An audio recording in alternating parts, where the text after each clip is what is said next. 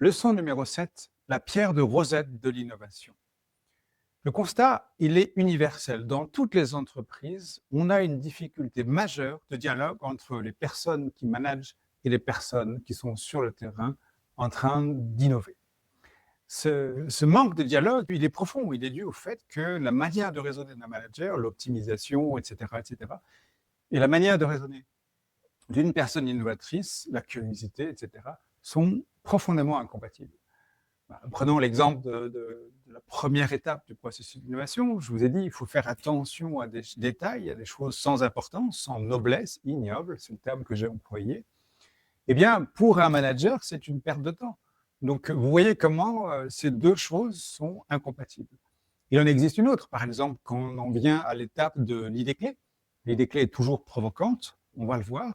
Eh bien, le manager, son rôle, c'est pas d'être provocant, c'est de faire en sorte que tout le monde soit heureux dans l'entreprise. Donc, si vous arrivez avec une idée qui va provoquer le départ de la moitié de ses employés, il ne va pas être content.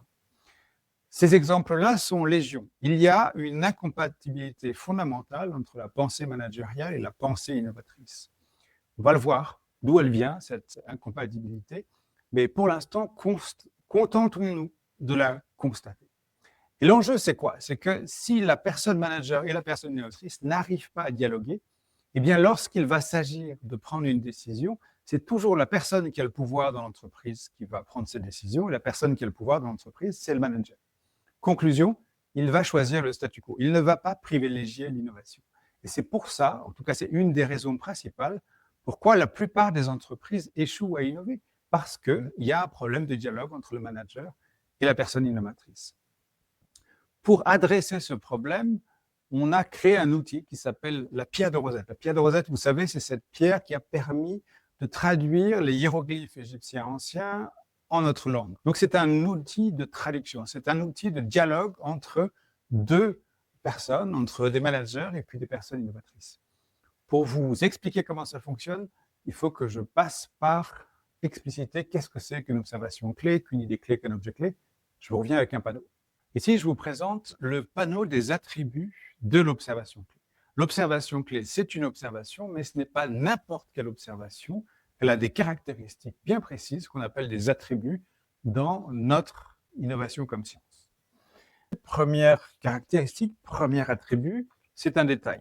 On l'a vu, lorsque je vous ai raconté l'histoire de Jeff Bezos et Mackenzie Scott Tuttle, le nombre d'informations échangées entre ordinateurs distants suivant le protocole World Wide Web entre janvier 1993 et janvier 1994, c'est un détail du monde. Tout le monde s'en fiche. Mais c'est un détail qui a une autre caractéristique, il est singulier. Tout d'un coup, il pose une question nouvelle, il change la perception d'un problème. Et c'est bien ce qu'on a observé avec Jeff Bezos, qui s'est arrêté en disant « mais il n'y a rien qui augmente comme ça, aussi puissamment, aussi fortement, aussi rapidement ». Et puis enfin, troisième caractéristique, troisième attribut, c'est un détail méprisé. Certaines personnes s'intéressent à ça, mais elles sont très rares et pour la plupart des gens, ce n'est sans intérêt, sans importance, sans valeur, sans noblesse.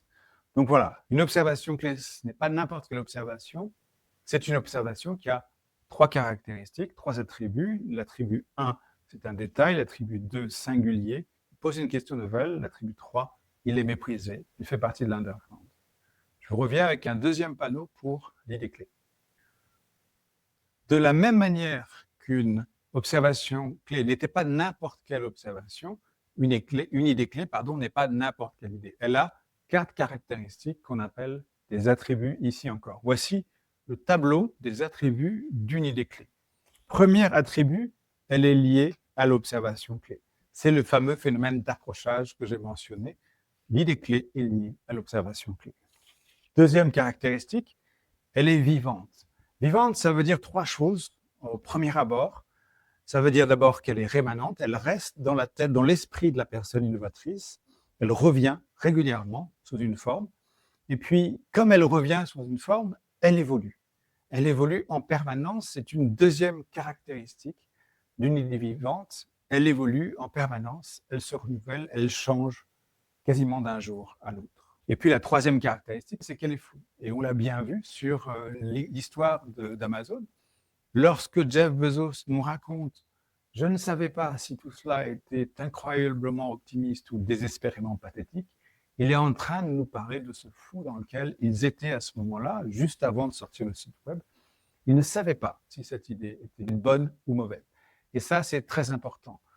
À aucun moment, en tout cas au tout début, vous ne saurez si votre idée est bonne ou mauvaise. Ne cherchez pas à répondre à cette question dès le départ, vous n'aurez pas la réponse. C'est une caractéristique de l'idée d'innovation d'être flou. Elle est ambivalente. Troisième caractéristique, troisième attribut, elle est provocante. Elle va franchir une ligne rouge pour la plupart des gens.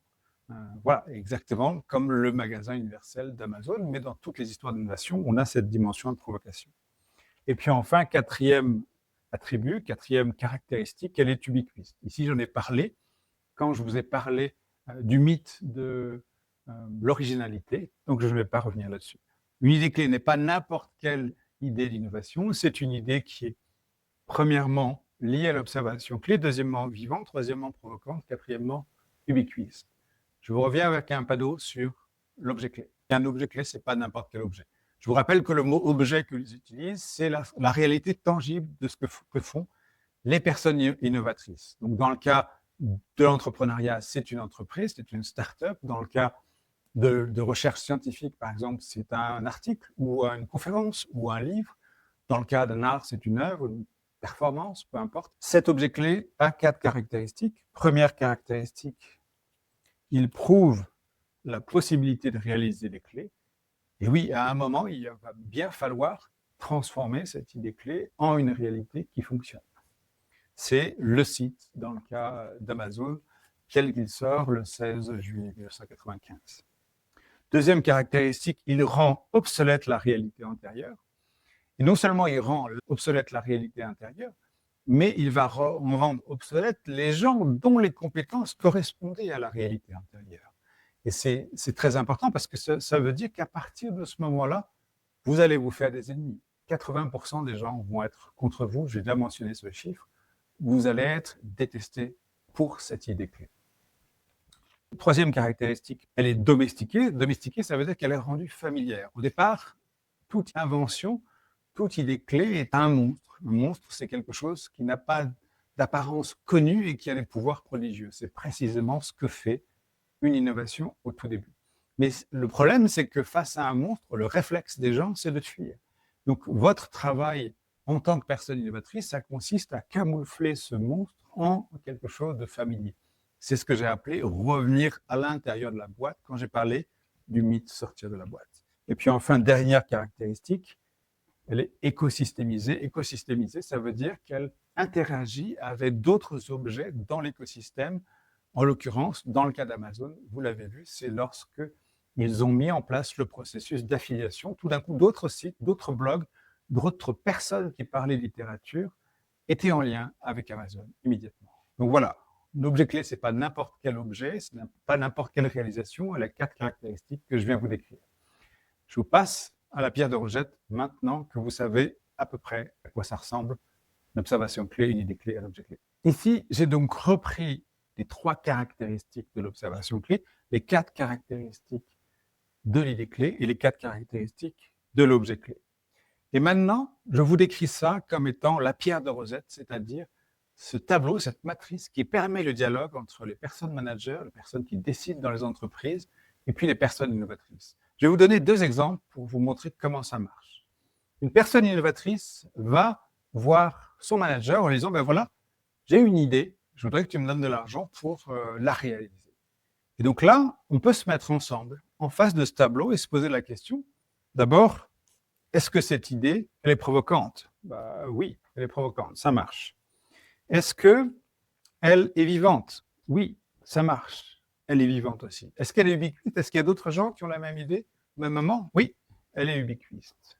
On peut cocher cette case-là. Mais là, tout d'un coup, au moment où on se demande, elle est liée à l'observation clé? Il y a quelque chose sur le terrain qui nous dit que cette idée a du sens? Là, on s'aperçoit qu'il n'y a pas. Il n'y a pas d'observation clé.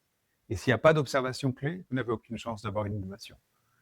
Vous êtes certain que ça ne va pas marcher parce que ça ne correspond pas au processus d'innovation.